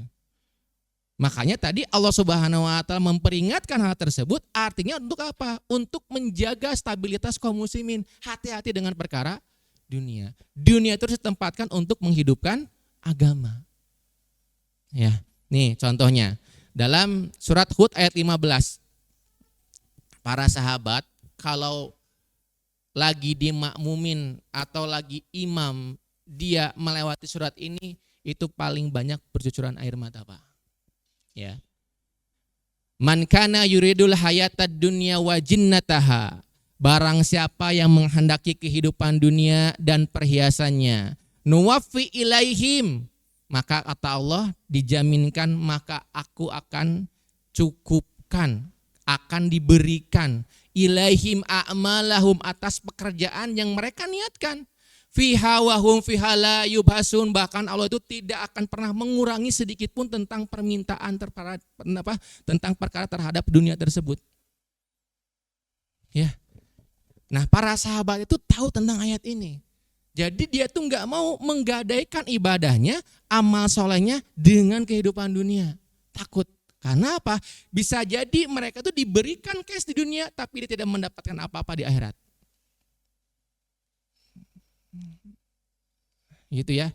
Jadi orang yang sia-sia. Abdurrahman bin Auf, antum tahu Abdurrahman bin Auf? Orang yang terkenal dengan kekayaannya. Orang yang terkenal dengan kayaknya, bahkan salah satu sahabat yang paling lambat masuk surga ya disebutkan ya. Ya, karena apa? Paling lama hisabnya. Nah, dunia itu kayak gitu. Dunia itu kalau halal hisabnya panjang. Tapi kalau haram, ajabnya pedih. Jadi nggak ada yang menguntungkan dengan perkara dunia. Kalau tidak digunakan dengan perkara agama, nggak ada yang menguntungkan. Nah, Abdurrahman bin Auf yang tadi hisabnya paling panjang itu, dalam sebuah kisah itu, dia menangis ketika memakan kurma. Kurmanya kurma ajwa yang kita suka makan kalau bulan puasa dari Madinah. Berarti ba'dal hijrah. Ya, dia mengingat kenapa dulu Rasulullah SAW ketika di Mekah dalam keadaan yang sangat sulit, makan kurma itu makan kurma kering, Pak. Makan kurma kering. Ingat Nabi, orang yang paling mulia makannya kurma kering. Dia sedih mengingat Nabi, kenapa Nabi makannya kurma kering sedangkan dia mendapati kurma yang begitu nikmat, kurma dari Madinah. Kemudian dia menangis, teringat ayat ini, kenapa? Jangan-jangan kenikmatan dari kurma Madinah tersebut adalah balasan dari setiap ibadah yang dilakukan. Dia nggak mau, Pak. Takut. Kalau sekarang enggak. Kita sholat duha, ujung-ujungnya ngingin perkara dunia. Ujung-ujungnya pengen memperlancar rezeki. Padahal semua itu sudah dijamin. Antum nggak perlu sholat duha pun, orang kafir bahkan kaya, Pak. Betul? Nah, sahabat tuh paham itu gitu. Tahu tentang kedudukan ayat ini gitu. Mereka tuh nggak mau apa yang mereka lakukan, ya, sebagaimana disebutkan di sini, nuwafi ilahim a'malahum. Dicukupkan tentang apa yang mereka usahakan, yang mereka inginkan, digadaikan tuh. Semua amal solehnya itu untuk mendapatkan kenikmatan dunia. Padahal tadi disebutkan yang namanya dunia itu tidak lebih baik daripada sayap seekor nyamuk. Ya. Dalam hadis yang lainnya Rasulullah SAW itu apa? Mencelupkan ke dalam lautan air, kemudian menetes, setetes inilah yang diperebutkan. Yang luasnya itu adalah akhirat. Nah, manusia itu hanya memperebutkan yang setetes. Ya, yang menjadi sumber perkara tadi. Ada yang bunuh diri bahkan membunuh anaknya sendiri. Subhanallah. Karena tadi salah memahami yang namanya rezeki itu adalah hanya pandangannya perkara dunia saja. Ya. Nah, jadi sangat bagus ya. Dan yang tadi kita sebutkan bukan hanya perkara dunia saja ya tadi, tapi ada perkara-perkara yang non materi seperti ilmu, pemahaman. Itu adalah salah satu penunjukan tentang bahwa itu adalah rezeki dari Allah Subhanahu wa ta'ala. Rabbi zidni ilma warzukni fahma. Itu bentuk bahwasanya Nabi Musa meminta rizki yang namanya pemahaman. Ya, begitu juga dengan waktu. Waktu adalah rizki yang non materi. Ya. Kalau orang itu tidak diberikan waktu, ya maka dari itu dia pasti tidak akan bisa hidup. Karena waktu itu adalah sesuatu yang menjamin dia itu masih hidup. Ya. Makanya ada sebuah kitab yang sangat bagus namanya Kitab Qimatuz Zaman Indal Ulama. Betapa bernilainya waktu di kalangan para ulama. Bagaimana ulama itu memposisikan waktu itu betapa nikmat yang sangat besar, nikmat yang sangat a'zam, mulia. Ya. Karena apa? Karena Allah Subhanahu wa taala dalam banyak surat itu bersumpah atas nama waktu. Wal asri wad duha, betul? Wal fajr. Semuanya bersumpah atas nama waktu. Artinya apa? Waktu itu punya posisi di hadapan Allah Subhanahu wa taala. Dan itu merupakan kenikmatan. Bukankah orang-orang kafir dalam Al-Qur'an itu disebutkan mereka itu menyesal ketika masa hidupnya. Dan mereka meminta sedikit waktu untuk bisa beramal soleh. Nah, maka dari itu rizki dari Allah, pertanyaannya sekarang, rizki yang diberikan oleh Allah begitu banyak, kenikmatan-kenikmatannya Allah berikan itu begitu banyak, bagaimana cara kita memanfaatkannya? Bagaimana cara kita menggapainya? Rizki itu sesuatu yang sudah ditakar. Nah, hal yang terjadi pada manusia adalah kita bisa mengusahakan rizki, tapi tidak bisa menentukan takaran rizki. Beda ya. Jadi manusia itu bisa mengusahakan rizki, tapi tidak bisa mentakar rizki. Beda. Karena rizki sudah ada takarannya. Nah, bagaimana cara kita itu untuk mengambil rizki ini? Cuma ada dua jalan. Jalan halal, jalan haram. Semuanya rizki sudah ditentukan. Nah sekarang pertanyaannya dikembalikan kepada antum. Karena tadi dunia itu merupakan tempatnya ujian. Dan antum hidup di atas dunia ini. Maka pilihannya apakah antum mau mengambil jalan halal untuk menggapai rizki tadi. Atau menggunakan jalan yang haram. Misalnya gini. Allah sudah menentukan rizki antum itu 1 miliar dapat nih akhir bulan. Amin. Amin. Nah setelah itu kita punya pilihan tuh untuk menggapai rezeki 1 miliar tadi. Dengan cara apa? Dengan cara bekerja atau dengan cara kita tadi bermaksiat. Dengan cara yang salah. Menjual diri, tadi betul. Terus apa lagi? Misalnya judi online misalnya, betul. Takarannya mah sudah ada 1 miliar Pak. Cuman caranya untuk sampai ke situ tuh gimana gitu. Itu tergantung daripada kita dalam mengusahakan hal tersebut. Nah, oleh karena itu harusnya sebagai manusia kita tidak boleh khawatir dengan perkara yang sudah ditakar. Tapi kita khawatir bagaimana cara kita untuk menggapai sesuatu tersebut. Nah pertanyaannya bagaimana cara untuk menggapai itu? Kan ada jalan halal, jalan haram. Berarti biar tahu halal dan haram dengan cara apa? Menuntut ilmu. Harus tahu caranya. Yang benar itu bagaimana. Ya, kita kerja halal nggak? Halal. Tapi kerjanya punten diribawi. Nah, jadi tidak halal. Takarannya udah ada, ketentuannya udah ada. Antum dapat sebulan itu 20 juta misalnya. Tapi jalannya salah, ya salah. Begitu. Ya. Antum berdagang halal nggak? Halal. Tapi berdagangnya narkoba. Ya jadi sama saja, tidak. Jadi bagaimana? Pertanyaan sekarang itu kita tidak boleh mengkhawatirkan sesuatu yang sudah ditakar. Tapi kita harus mengkhawatirkan bagaimana cara untuk menggapai sesuatu tersebut. Halal atau haram. Ya. Nah maka dari itu ya tentang hal tadi agar kita tidak tidak punya pandangan berlebihan ya. Di Islam itu diajarkan namanya konsep yang namanya zuhud. Apa? Zuhud. Kalau kita mengenai kata zuhud itu apa Pak? Biasanya kita terdengar. Nah ini penting ya. Tadi kita sudah belajar tentang bahwa secara akidah keyakinan kita rizki itu sudah ditakar, beres. Tapi pertanyaannya kita kalau kita diberikan rizki yang berlebihan dalam konteksnya harta dunia, bagaimana cara kita untuk mengelola tersebut atau bagaimana cara kita untuk menggapai atau mempunyai cara pandang terhadap harta tersebut. Nah, di Islam itu ditanamkan dengan ajaran yang namanya zuhud. Apa itu zuhud? Ada yang tahu? Ayo angkat tangannya, dapat hadiah aja dah. Nah, dapat hadiah, gelas cantik. Ini benar serius, ya. Rezeki dari pemahaman, Masya Allah. Ada yang tahu zuhud?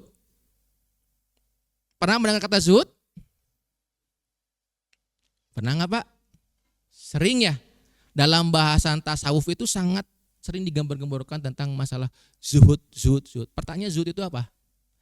Pak, silakan Pak. Mana yang hak, mana yang batil, kurang tepat. Ada lagi? Zuhud, ya. Itu qanaah, kurang tepat. Ada lagi? Ngaji, oh itu lo dikasihan. Gimana Zuhud? Apa? Mengalihkan kesenangan dengan gimana contohnya?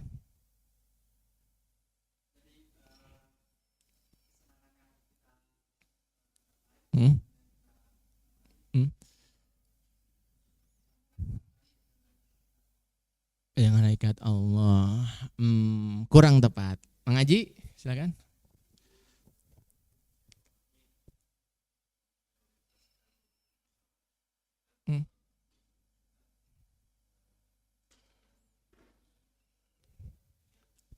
Daripada dunia.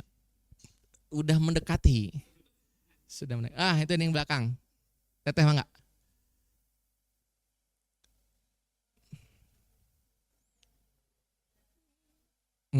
Tidak.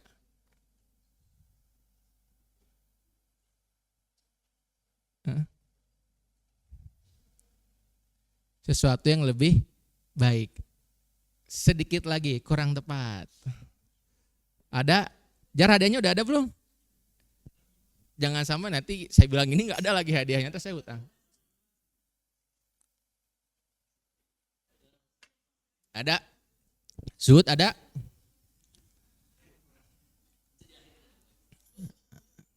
Ayo Ikhwan. Oh iya, ada. Sok mangga, teh. Menganggap dunia kecil terus apa? Menghapusnya dari hati gimana? Menghapusnya dari hati. Sedikit lagi. Mangga.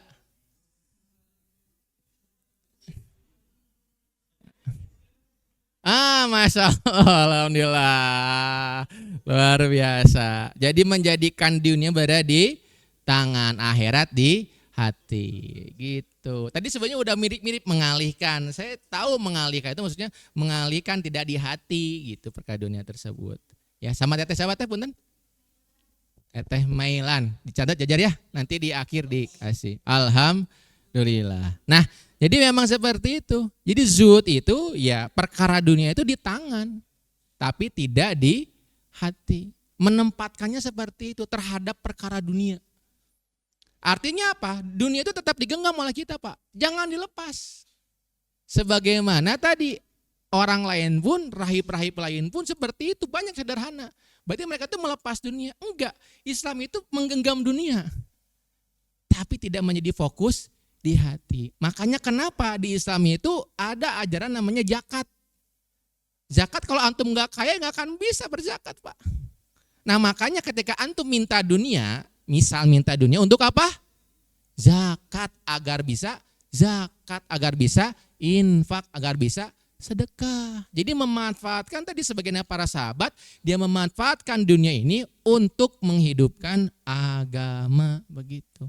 Tetap fokusnya adalah agamanya, di hatinya adalah agamanya, bukanlah dunia. Ya, jadi jangan sampai kita menjadikan dunia itu di hati. Nah, maka dari itu ya, tentang perkara zuhud ini begitu banyak ya perkataan-perkataan atau namanya itu hal-hal yang diajarkan oleh para ulama ya. Ini saya mengutip beberapa perkataan dari para ulama di dalam kitab Ihya Ulumuddin.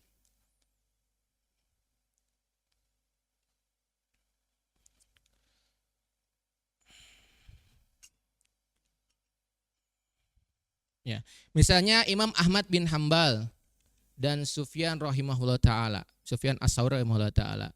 Beliau berkata, tanda zuhud adalah pendeknya angan-angan. Pendeknya angan-angan. Nah, contohnya siapa? Dulu ada sahabat, bukan sahabat ya. Namanya itu Uwais Al-Qarni ya.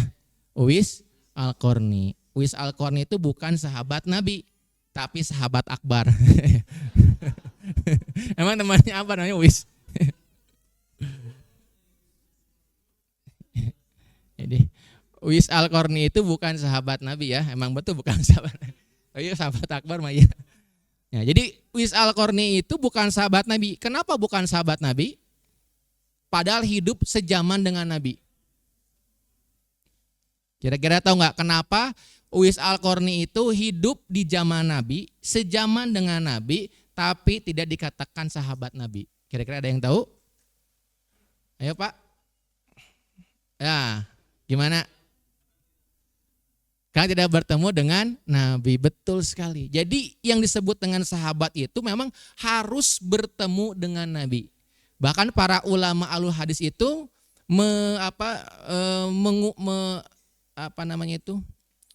lebih memperketat lagi syaratnya, yaitu harus ada syarat hidup bersama Nabi berapa tahun, bahkan harus ikut perang dengan Nabi. Itu baru disebut dengan sahabat Nabi.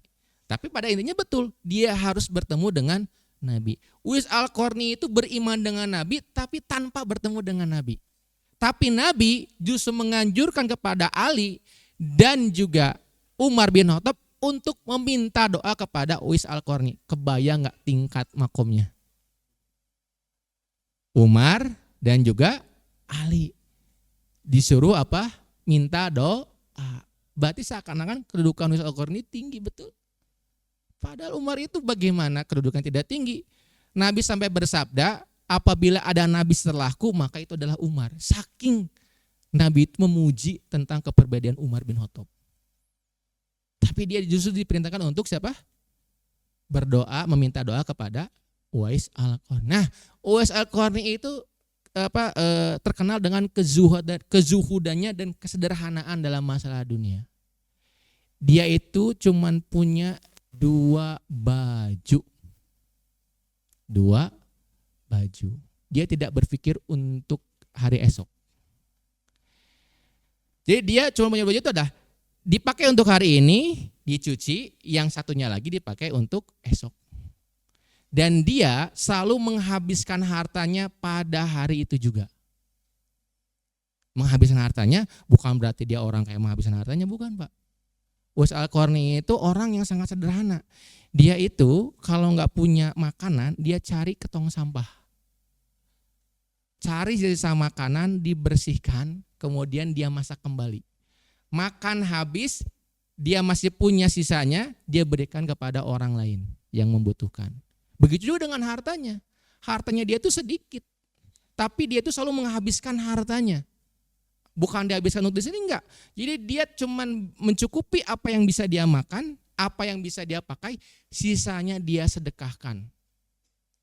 Kenapa? Ketika ditanya kenapa sih Uwais Al-Qarni begitu dahsyatnya ya dalam perkara dunia itu, seakan-akan bahkan menjauhi dunia, karena dia takut ketika malam hari tiba, ketika dia tidur, kemudian dicabut nyawanya oleh Allah Subhanahu wa taala, dia menyisakan harta di kemudian harinya dan itu bakal dihisap oleh Allah Subhanahu wa taala. Enggak mau, Pak.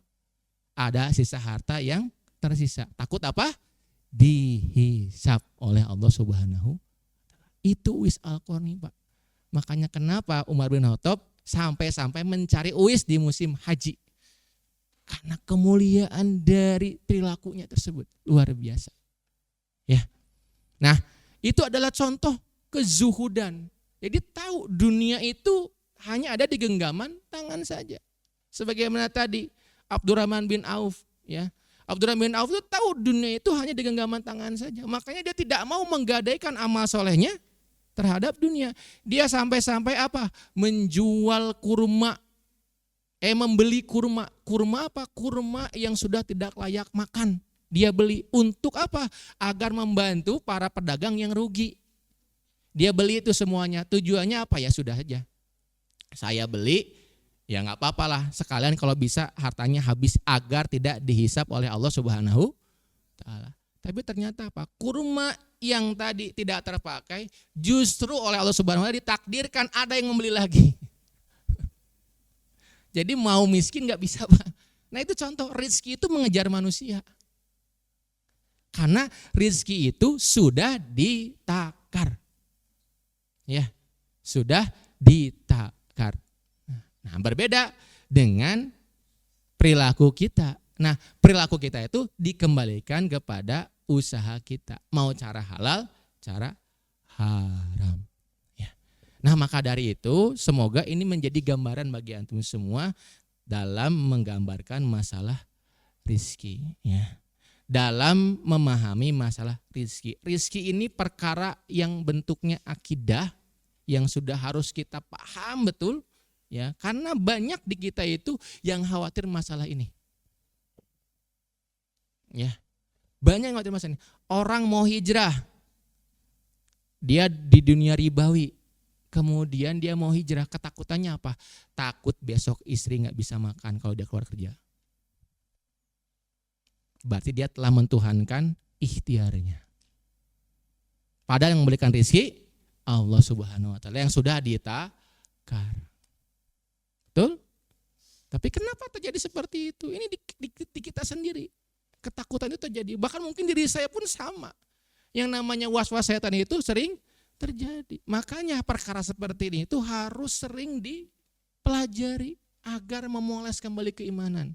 Karena ini perkara sesuatu yang bentuknya masalah keimanan. Berkaitan dengan masalah takdir dari Allah Subhanahu Wa Ta'ala. Sebagaimana dalam surat At-Taha ayat 6. Dan para rizki disimpulkan bukan hanya perkara masalah dunia saja.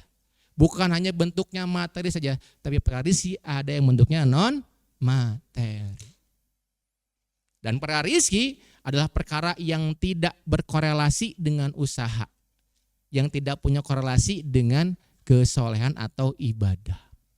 Justru seharusnya sebagai seorang muslim menjauhkan perkara amal soleh itu dengan berbau materi. Sayang ketika ibadah antum hanya dinilai untuk dunia. Padahal dunia tidak lebih baik daripada sayap nyamuk. Bahkan hanya sebanding dengan setetes air di tengah lautan yang luas. Terus kenapa harus tega-teganya berusaha keras untuk memperebutkan perkara yang hanya setetes? Bukankah kita harus memperebutkan apa? Yang perkaranya lebih besar itu. Betul? Ya. Oleh karena itu dunia banyak dicela oleh Allah Subhanahu Wa Ta'ala. Fungsinya bukan untuk kita menjauh dunia, tapi fungsinya adalah kita harus bisa memposisikan dunia. Memperingatkan hati-hati dengan para dunia, karena dunia itu bisa melalaikan. Dalam kitab Nurul Yakin itu dijelaskan kenapa sih Nabi itu dari kecilnya itu dididik dengan kesederhanaan. Punten, Nabi ketika dari awal beliau lahir, dari bapaknya Abdullah dan ibunya Aminah, tidak lama dari situ ditinggalkan menjadi anak yang yatim piatu. Kenapa? Kenapa enggak dijadikan orang tuanya itu ada? Karena Allah itu mendidik Nabi. Kamu tuh ingat, kamu tuh enggak punya siapa-siapa. Gitu. Kamu itu anak kecil, pemuda yang enggak punya bekal apa-apa. Enggak punya warisan dari orang tua, enggak punya. Setelah itu apa? Nabi kemudian diserahkan perawatannya, pengasuhannya kepada pamannya. Siapa pamannya Nabi? Abu Thalib orang kaya enggak? Enggak. Sama, Abu Thalib juga adalah orang yang dalam tingkat kemiskinan sebetulnya. Tujuannya apa Allah mendidik Nabi? Ya agar Nabi itu ditanamkan sifat kesederhanaan. Ya. Karena dalam kitab Nurul Yakin itu jelaskan, Nabi itu sengaja dijadikan seperti itu perjalanan hidupnya agar Nabi tidak tersibukkan dengan perkara dunia.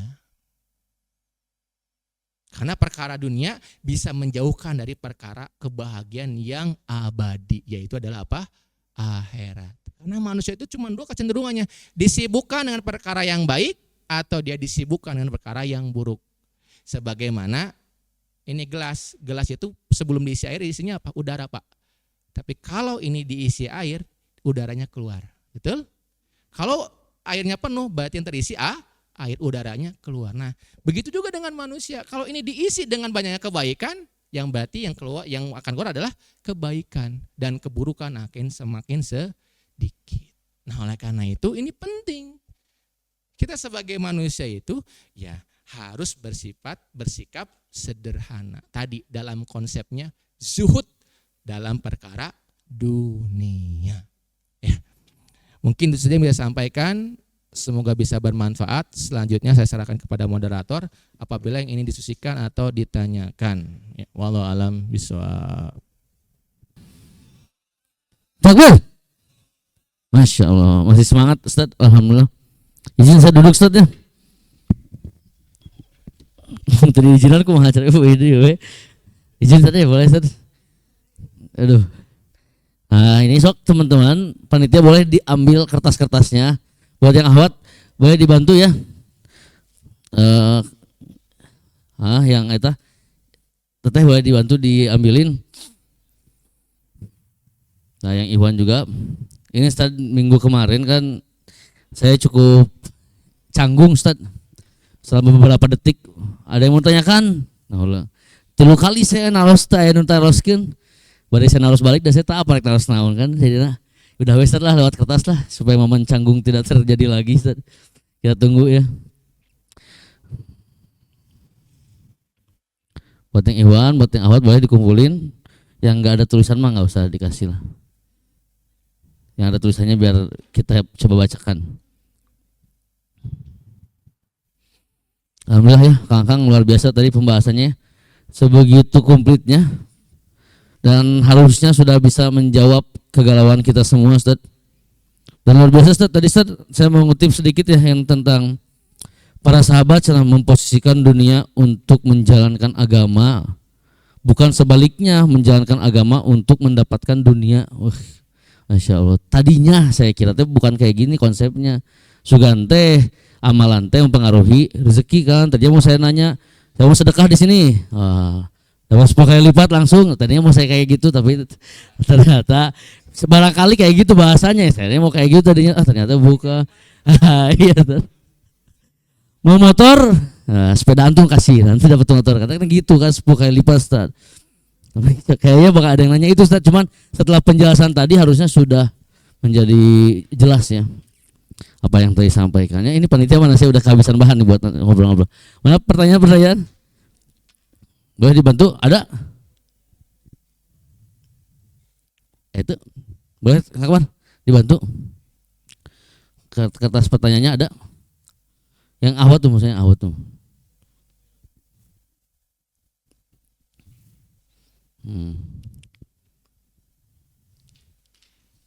Alhamdulillah Ustaz, ada nanya Ustaz. Tadi yang tetehnya yang tadi dapat hadiah ya, nanti kita bagikan setelahnya. Luar biasa hadiahnya. Banyak Ustaz. Banyak gini. Jatah waktu cuma 2 paling bisa diPR-kan lah. Saya coba. Kamari hairul bating kumaha teh. Astagfirullahaladzim. Hairul naon itu astagfirullah. Rezeki ini rezeki ke ilmu ini teh pemahaman. Ada saya ambil satu yang tulisan rada bagus kayaknya perempuan. Kayak perempuan nih mah. Enggak. Saya ambil tulisan yang paling bagus dan yang paling naon lah. Jika paling bagus dan yang paling tidak terbaca menurut saya ya. 2-nya. Oke. Bismillahirrahmanirrahim Ustaz. Saya bertanya satu dulu ya. Yang nanti sisanya bakal dijawab di kesempatan lain ya. Assalamualaikum Ustaz. Terima kasih atas kesempatannya _miring bertanya. Untuk maksudnya jika nama. Singkat. Ustaz, afwan.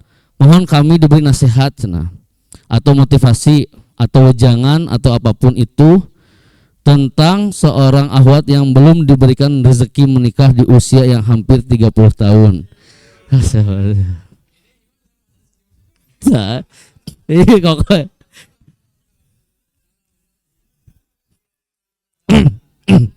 aduh astagfirullahaladzim. Terus itu ya boy. Jangan nanti pertanyaannya nih. Nanti beres. Sampai ia sempat berarti ngomongin batur ima. Sampai ia sempat berpikir ingin menjadi orang yang biasa-biasa aja.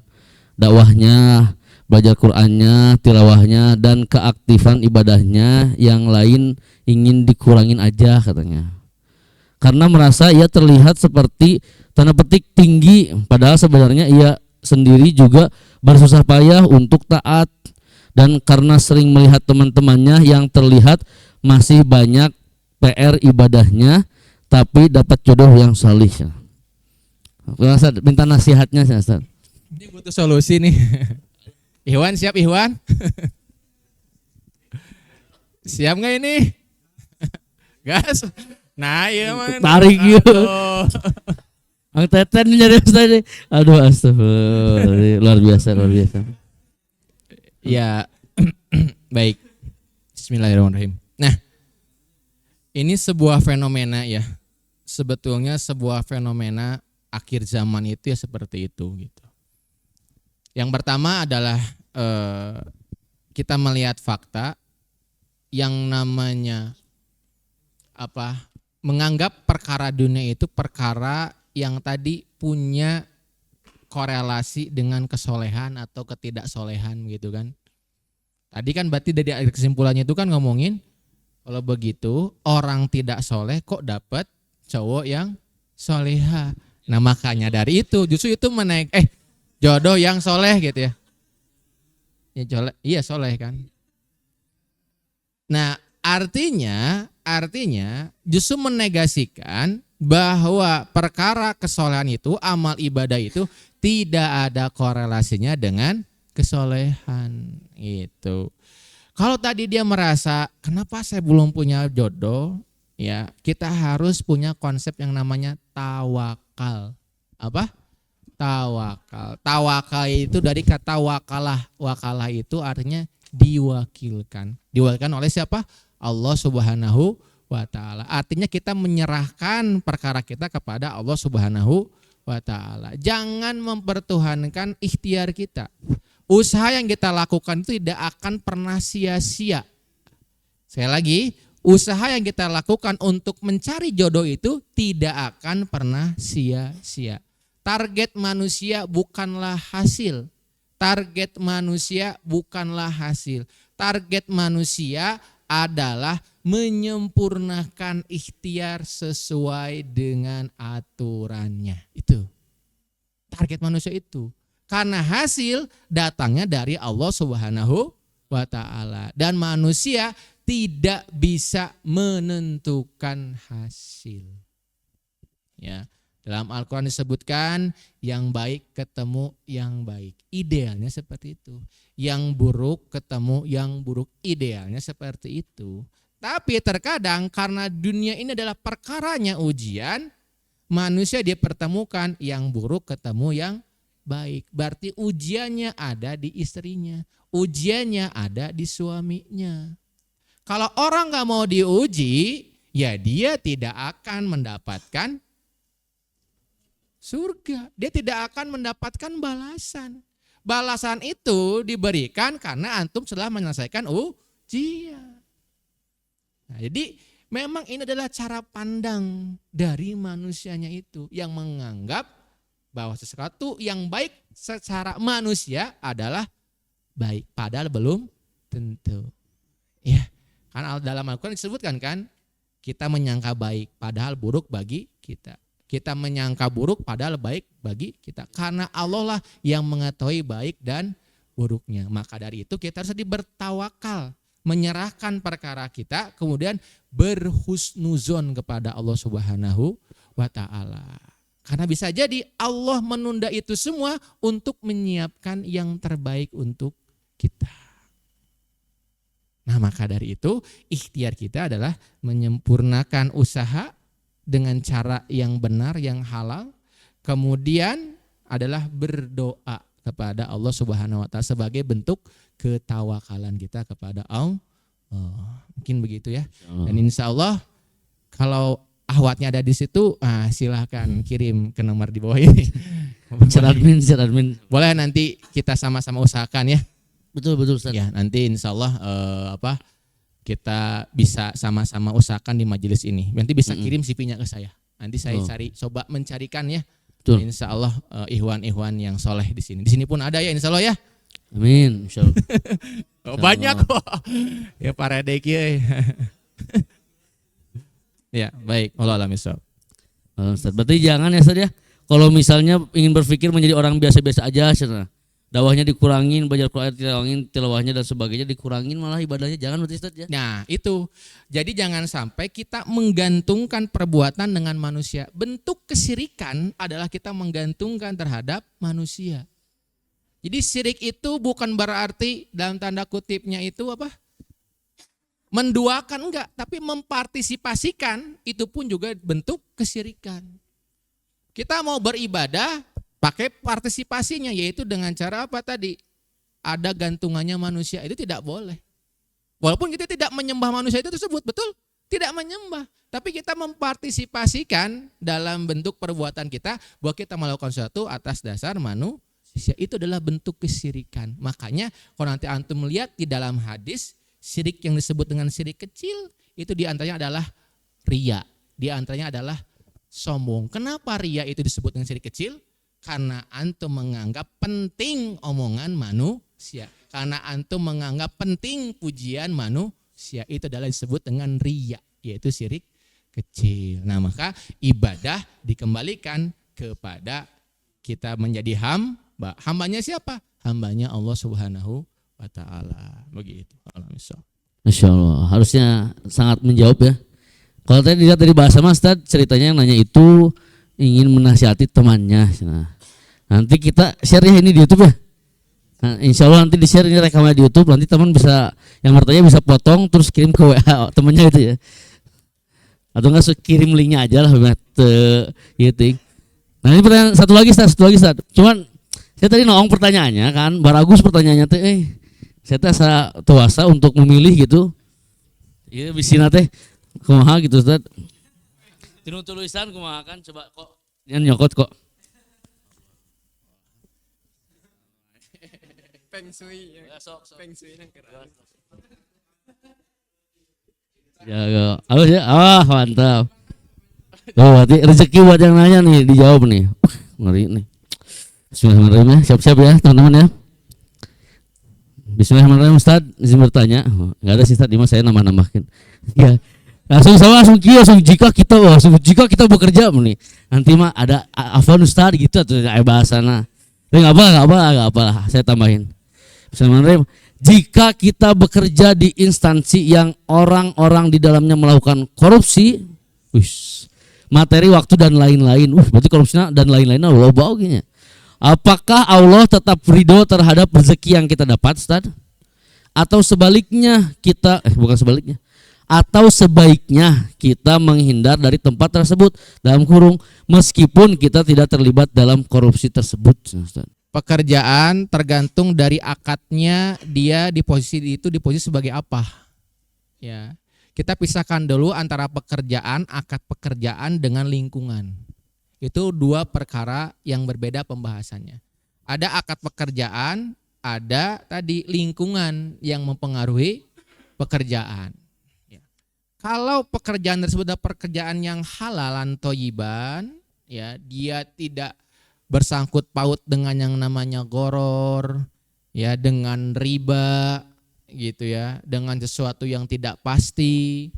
Kemudian bukan hal-hal yang berbau maksiat, menjual khamr misalnya. Ya, tapi dalam lingkungan saya tadi yang bentuknya adalah lingkungan yang kurang baik, ya berarti akadnya tetap sah. Artinya apa? Dia boleh tetap berada di situ gitu. Nah, cuman sebagai seorang manusia karena lingkungan itu kan berpengaruh.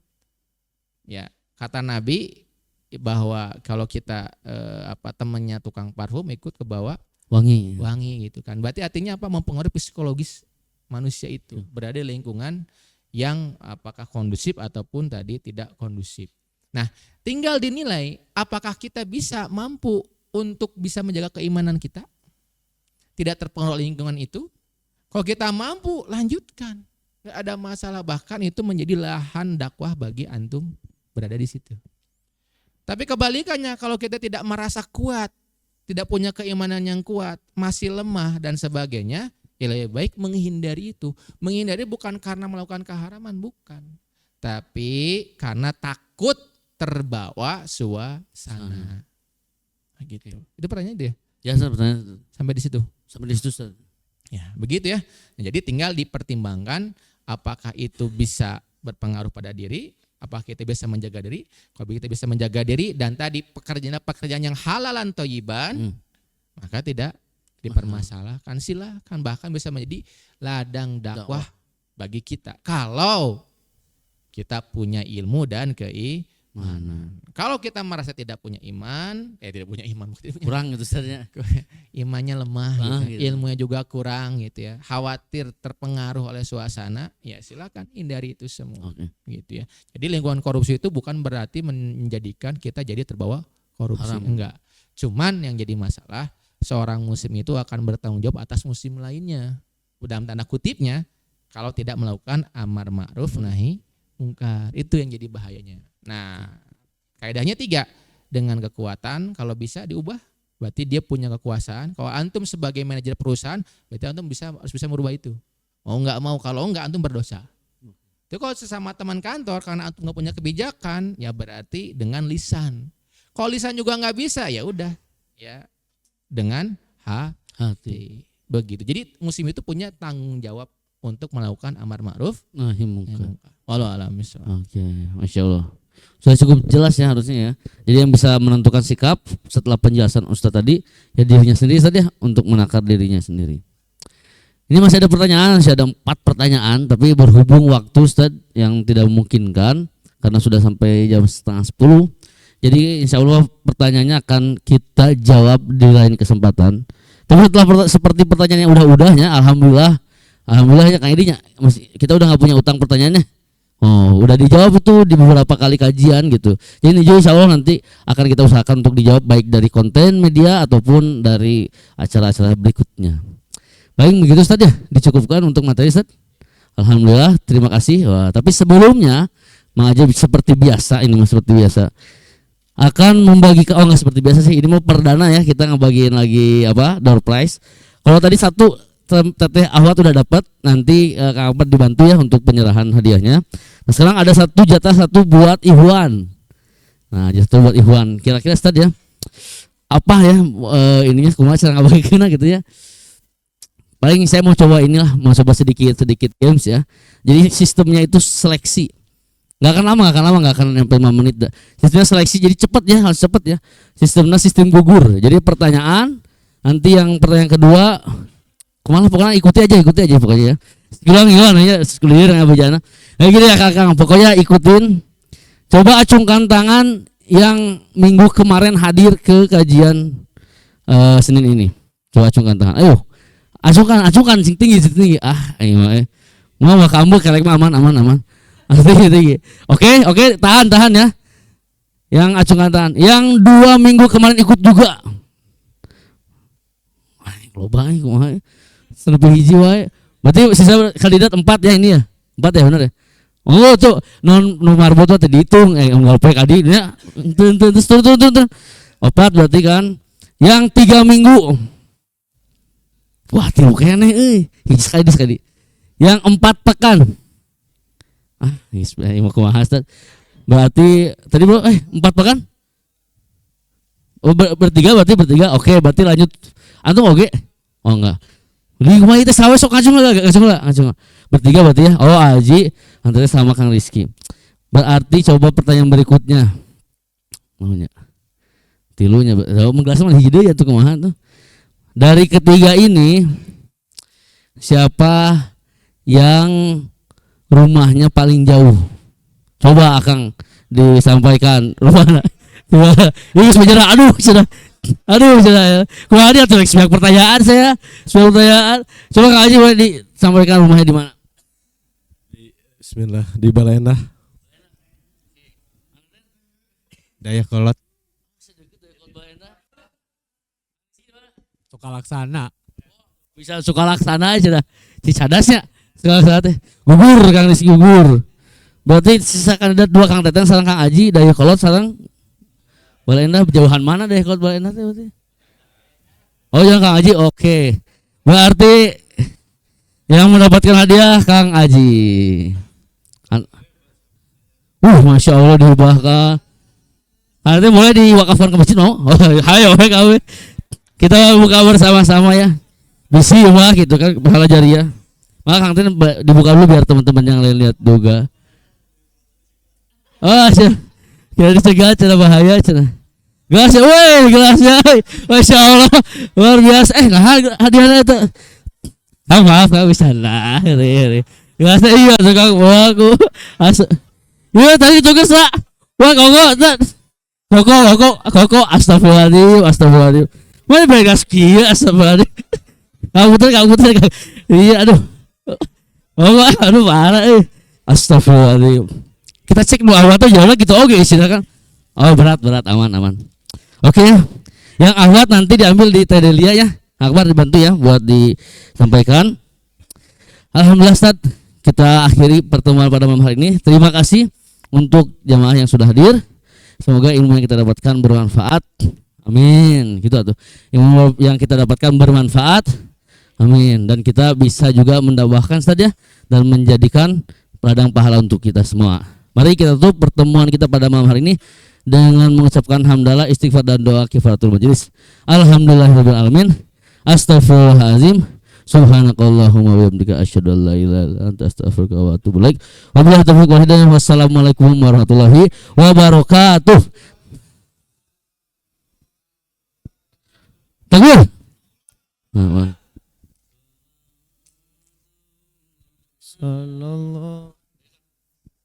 Sallallahu ala Muhammad sallallahu alaihi wasallam. Sallallahu ala Muhammad sallallahu